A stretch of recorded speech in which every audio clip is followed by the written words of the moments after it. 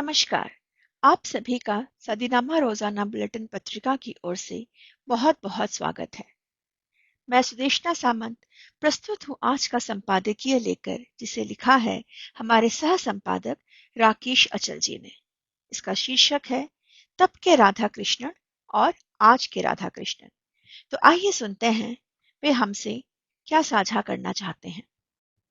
भाजपा और प्रधानमंत्री नरेंद्र मोदी देश के पहले प्रधानमंत्री पंडित जवाहरलाल नेहरू को पानी पीकर भले ही कोसते हों, लेकिन संकट की हर घड़ी में नेहरू ही भाजपा और मोदी की मदद करते हैं। मोदी ने उपराष्ट्रपति पद के लिए नेहरू की नकल करते हुए न सिर्फ तमिलनाडु से प्रत्याशी को चुना, बल्कि उसी उपनाम का व्यक्ति भी चुना जिसका उपनाम राधा कृष्णन है। मोदी जी के राधा कृष्णन में और नेहरू जी के राधा कृष्णन में जमीन आसमान का अंतर है। मोदी जी के राधा कृष्णन चंद्रपुरम पुन्नुस्वामी राधा कृष्णन 68 साल के हैं, जो महज बीबीए कर पाए। हालांकि उन्होंने अपने उद्यम से कोई 70 करोड़ की पूंजी जमा कर रखी है। मोदी जी के राधा कृष्णन 2024 से महाराष्ट्र के राज्यपाल हैं। वह भारतीय जनता पार्टी के सदस्य हैं और कोयम्बतूर से 2 बार लोकसभा के लिए चुने जा चुके हैं। मोदी जी के राधा कृष्णन तमिलनाडु में भारतीय जनता पार्टी के पूर्व प्रदेश अध्यक्ष भी रह चुके हैं। वे भारतीय जनता पार्टी के राष्ट्रीय कार्यकारिणी सदस्य भी हैं और उन्हें पार्टी ने केरल भाजपा प्रभारी नियुक्त किया गया था। वह 2016 से 2019 तक अखिल भारतीय कॉयर बोर्ड के अध्यक्ष थे, जो लघु कुटीर एवं मध्यम उपक्रम मंत्रालय के अधीन है।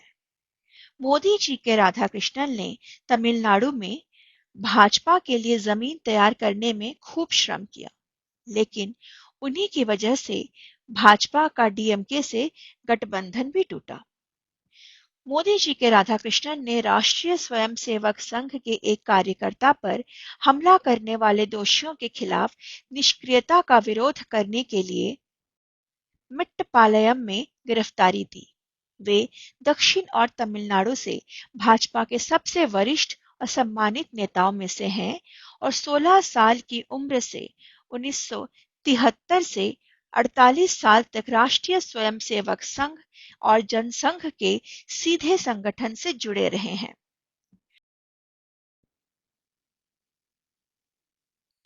भाजपा ने सीपी राधाकृष्णन को चुनते समय भी लाभ हानि का गणित लगाया। सीपी राधाकृष्णन हर मामले में फिट बैठते हैं।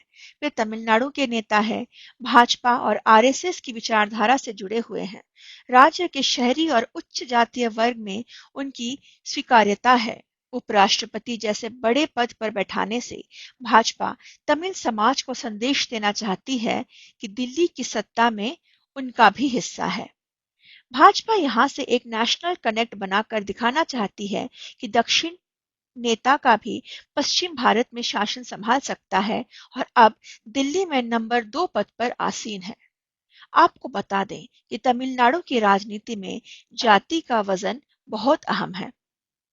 तमिल राजनीति पर ओबीसी और द्रविड़ जातियां हावी हैं, लेकिन ब्राह्मण समाज हिस्सेदारी कम है। भाजपा को लगता है कि ब्राह्मण ही उसका प्राकृतिक कैडर बेस है, क्योंकि द्रविड़ दलों की एंटी ब्राह्मणी राजनीति ने इस वर्ग को होशिये पर धकेला। भाजपा को उपराष्ट्रपति पद के लिए सर्वपल्ली राधाकृष्णन जैसा उद्भट विद्वान नहीं चाहिए।